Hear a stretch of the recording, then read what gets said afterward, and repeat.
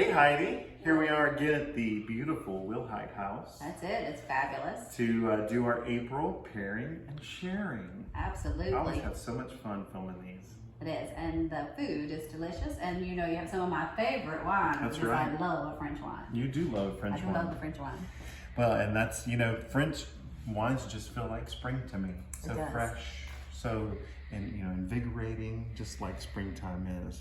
So let's talk a little bit about what we got this month. What do you say? Okay.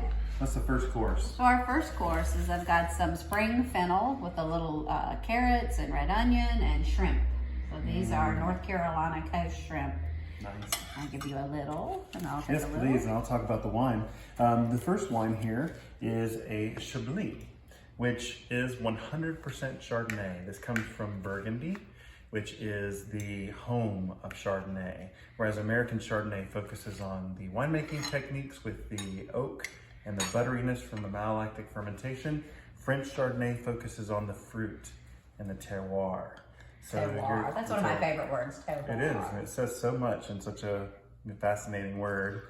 But these are gonna have beautiful, crisp, fruity flavors, but nice, dry, acidic finishes with, you know, notes from the soil that it grows in. It's gonna be a little more minerality to the Chardonnay than you would have with an American Chardonnay. So What I found is Chablis kind of got a bad name in the 80s, and I hope everyone's forgotten that and loves them now.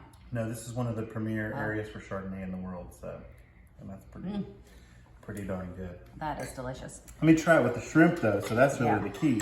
You know, and that's the key is like pairing things with seafood. You always want a little bit of acidity in your wine. Just like you would do a citrus fruit, you know, on your seafood. So I love fennel because you don't see it a lot, and it's a complex taste, It is. but light. Kind of gives a little savoriness to them, yeah. And then with the acidity from the Chablis. Can you say acidity one more time?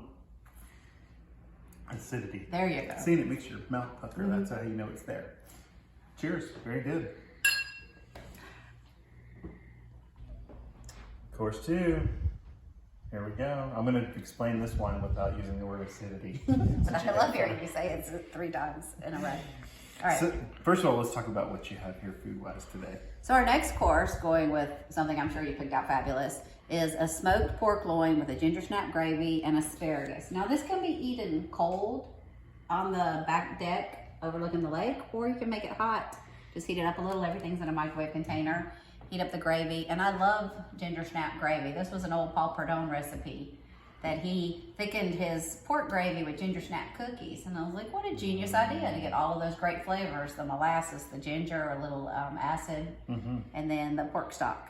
Okay, Very and then nice. with the asparagus, I mimicked a hollandaise. We have a lemon mayonnaise. Oh, wow. So when you do heat that up, don't heat it up really hot because the mayonnaise will separate. Yes, good point. Well, with this course, we are going to an area of France that I think is a little bit unfairly maligned. We're going to Beaujolais, and most people think of Nouveau. Yeah. And that stuff is picked and made so quickly using carbonic maceration that it has a completely different flavor from what this is. This is a cru Beaujolais. You know, in my time in France, somebody drinks the Nouveau. No, They that's ship it an all to American Europe. They thing. ship it all Yeah, to oh, America. yeah. So don't judge Beaujolais on Nouveau. Okay. This is a cru Beaujolais from Chateau de Jacques. This is Moulin Avant, Moulin. which means windmill. So Yes, it's just a like fancy the way to Moulin say. Rouge. Yes, exactly. You know, I've been there too. so That that's was pretty interesting.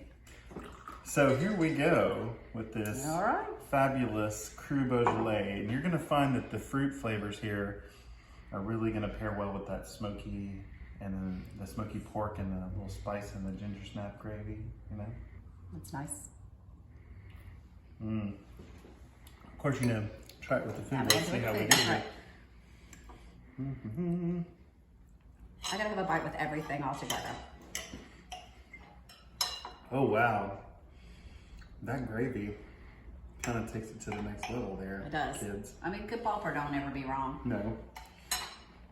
You could tell he loved food. Now do it all together. Yep, that is good together. Perfect.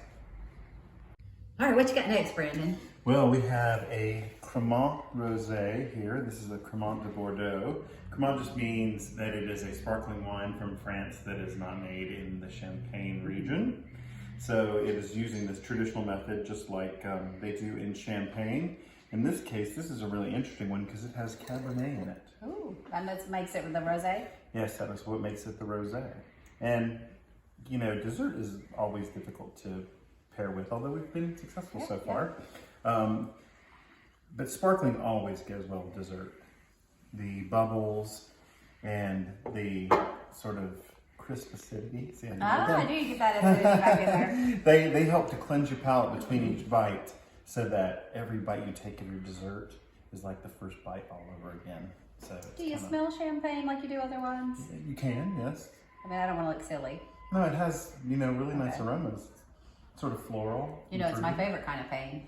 Champagne. Exactly. Even though it's not champagne. Well, that's my favorite toast is. I know, I love your favorite toast. Here's to champagne for all my real friends and real pain for all my sham friends. Cheers, cheers. Cheers. So what kind of dessert are we having today? Because you know, that's your plate and this is my plate. Yeah, that's it. Well, you know, strawberries are coming in right now, our local strawberry growers. So we made a strawberry jam cake. So I took fresh strawberries and barely cooked them into a jam. So there's still some texture in there. And then covered it with a whipped cream cheese frosting. Oh, wow. And so you get to enjoy the whole cake. And like you said, that could be for your guest and this could be for you. Exactly. So you're I'll be nice since we're on camera Okay. and I'll just take a bite off There of you go. yours. How about that? And I'm gonna go to the back because I like lots of I do frosting, too. you know? And that way you guarantee you have frosting to go. Well, you know, I only eat the point of the cake. That's how I keep my slim, trim figure. I love Crisp Drop from when Little strawberries are in buttery, yeah, season. yep. The strawberries have been really good this year too. Must Wait, have been I gotta try another bite. do it. Delicious. And see how the wine just like, It does. it really matches well with this because the strawberry and the rosé sort of has like a strawberry flavor to it. So it does really well. Once again, Brandon, you have made the perfect pairing. And you have made the perfect food. So I hope everybody enjoys it as much That's as we it, do when that's we it. do these films. And we have this once a month, so keep up with what's happening.